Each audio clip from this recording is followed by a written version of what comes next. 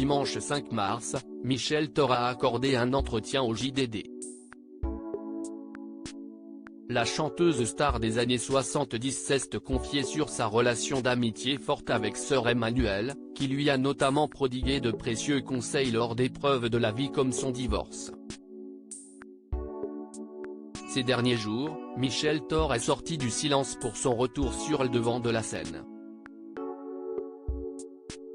La chanteuse de 75 ans a notamment apporté son soutien à sa grande amie Julie Pietri, qui a récemment annoncé être atteinte d'un cancer de l'endomètre. Je lui souhaite le meilleur, de garder la foi et de rester positive le plus possible. Julie va s'en sortir, elle est forte, elle est positive, a-t-elle déclaré sur Radio J cette semaine. La star des années 70 et de la tournée Âge tendre a également balancé sur le tempérament parfois explosif de Claude François, avec qui elle a partagé de nombreuses scènes. Il était aussi très coléreux, on le sait. C'était incroyable, le spectacle n'était jamais le même parce que, effectivement, il changeait souvent le texte des chansons pour dire une vacherie à un musicien ou à une choriste, a-t-elle indiqué.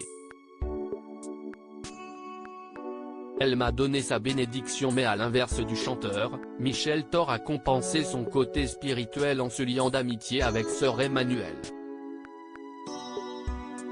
Dans les colonnes du journal du dimanche, elle s'explique sur cette relation particulière avec la petite sœur des pauvres. Nous avons partagé des dimanches inoubliables dans mon jardin puis dans sa maison de retraite dans le Var, explique-t-elle.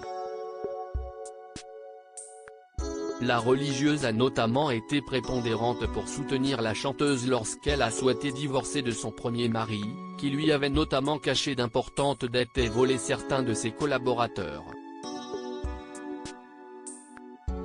Un choix malgré tout loin d'être simple pour une catholique pratiquante. Je voulais lui demander si j'avais le droit de divorcer, elle m'a donné sa bénédiction, raconte Michel Thor. Une spiritualité qui est restée chère à ses yeux aujourd'hui, notamment lorsqu'elle attend le dimanche pour se ressourcer. Dès le vendredi soir, je suis bien, la perspective du dimanche me met en joie. J'ai le droit de me reposer, de ne pas répondre au téléphone, c'est surtout une journée consacrée à la famille, affirme-t-elle.